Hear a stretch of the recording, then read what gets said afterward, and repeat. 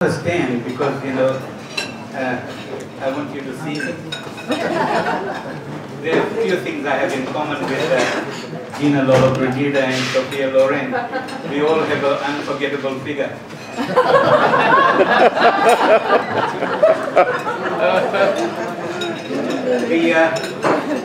When I first came to Canberra, I was being introduced at my workplace to some friends, and it was very interesting.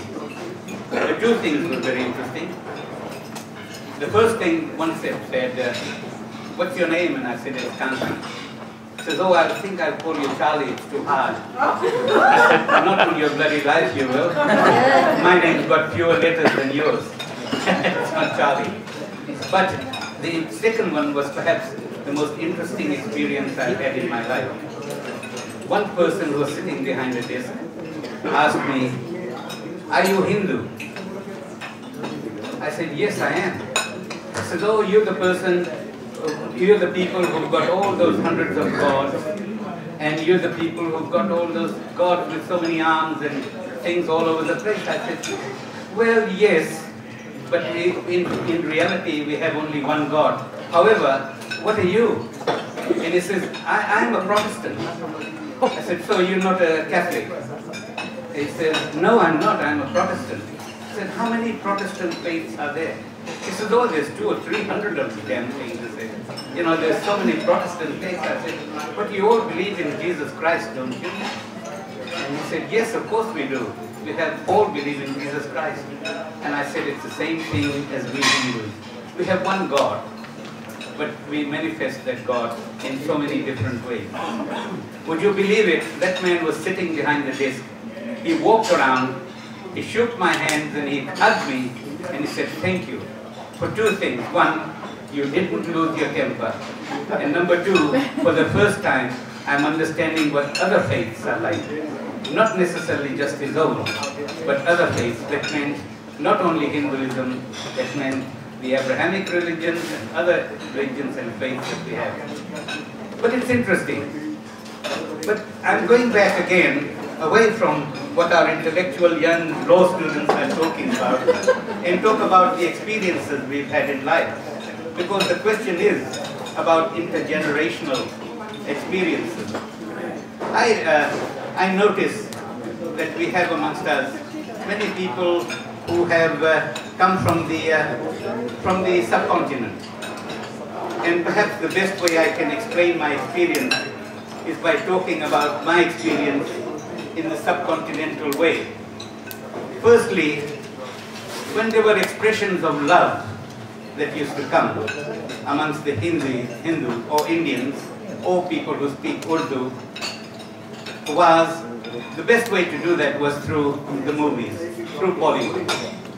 And in the original stages, they used to sing songs to express their love. And one of the songs that I remember was when they wanted to send a message from the lady to her person of love. She used to say, "Sawan ke badalo unse hi jaat ho," means the clouds, the rain-bearing clouds, "Will you please take a message from me to my lover?" Things have changed since then. They don't talk about clouds and all that. Nowadays, they don't put a cloud going over the sun when they kiss or whatever they do. So the next song that came was, "Choli ke piche kya hai, choli ke piche," means what's behind your blouse. But here comes the crunch. This is the song in Bollywood. What it means that behind my blouse is my heart. So there you are. Choli ke piche, choli ke piche. But nowadays, the new modern singers, what do they say? And that's very interesting. They say, now where have I got it? They say a song where give me love because I can't live without love. And you think, coming from an Indian movie, coming from a cultural background that is very respectful, how does that work? But things have changed. That's where the intergenerational twist has come. That's where we have started thinking things differently. And now let's talk about some other things, other than my glasses that I have left here.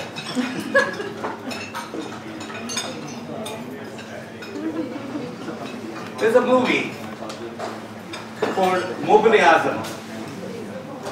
Those people who are from the subcontinent will think that is a very respectful movie.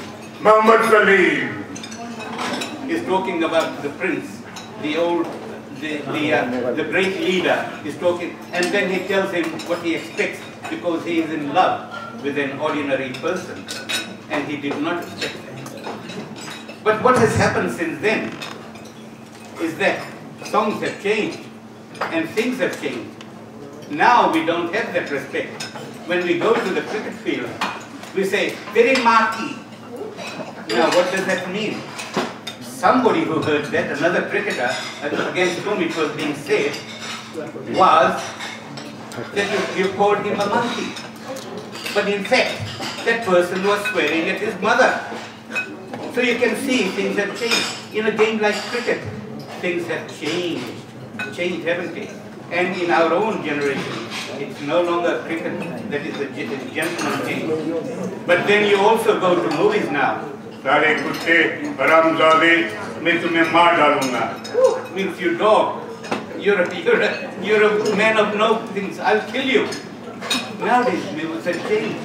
So what has happened from the childhood days when we spoke about classical things, about respect, mutual things? It's not that the young people are not respectful. I think that the younger people are much more honest than we are about life. We hide things a lot more. And that is the question I was trying to tell you. That the intergenerational drift, which we always talk about, what's going to happen to our kids? They're no longer what they used to be like us. We never spoke in front of our parents and all that. And that takes me to the subject that my friend has asked me to talk about. He sent me a note. He says, "Kanti bhai," he says, "you have not talked about your first date." You will repeat the question. Okay. Go ahead. You want to do the microphone? Give me the first question. Kanti bhai has been an old friend of mine. I'm sure you would not mind my question. Quick. In his talk, he was telling me about Fiji and how he got married because he was playing cricket and his father also happened to be there. He said, "Go, we have fixed your marriage and go and see the girl," because the parents have already fixed the marriage. So Kanti bhai went after a day or so, and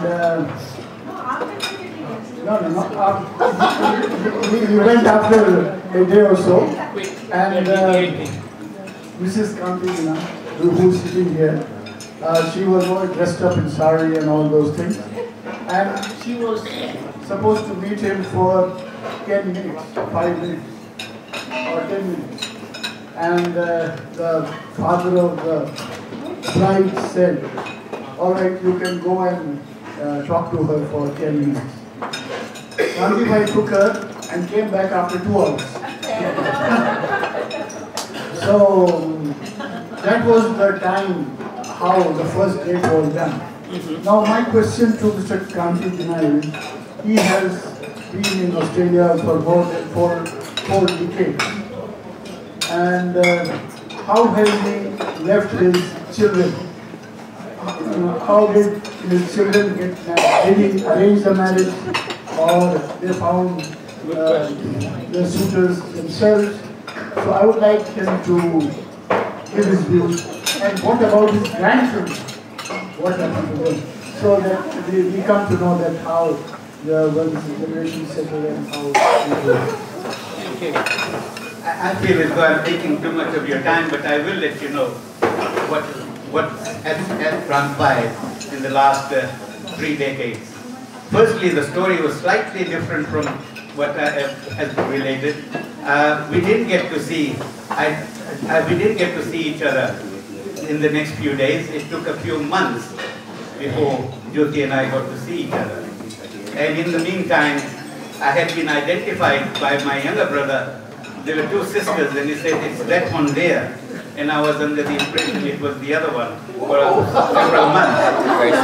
And it so happened that a few months later, when I was traveling to another town, I went to my aunt's place, and there's this young girl in the front who was doing some gardening, and she saw me and ran into the house. And I went to my aunt and I said, who's that mad girl there? She sees me and runs into the house. He says, don't you know, that's your wife to be. And I said, well, things have gone too far.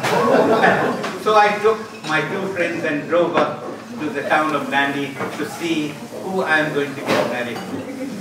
And I knocked on the door and I was told to wait outside. They told, this is in the evening.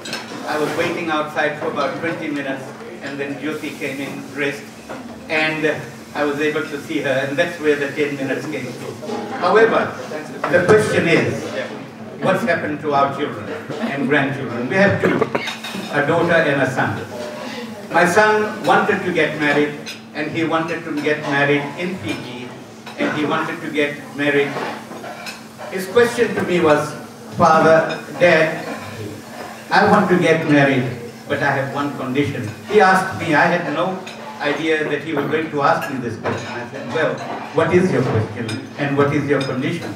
He says, I want to get married, but I want to get married to somebody like Mom. And I said to him, I said, son, that's impossible. There is only one Mom in this world, you know, and you will have to make your relationship with your mother, with your wife, to become a husband and wife. And indeed, that's what's happened. They've been married. Their eldest daughter, last week or 2 weeks ago, graduated from the Australian National University. And we're very proud of her. She's now in China at the moment, doing something with the ACT government, etc. for a month. The second question is my daughter. We did not know for a month, or for almost a year, Jyoti and I, that she had married, registered her marriage, not married officially, but she had registered her marriage in Fiji to this young man whose mother is Rotuman, father is European, father is part European, etc., etc. And incidentally, at the moment, he's at home with the Asian flu. So you can see that he's got so many mixtures now with his part European, part Fijian, part Rotuman family with the Asian flu.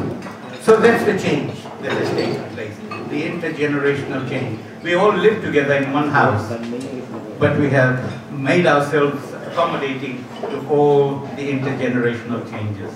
Thank you very much indeed.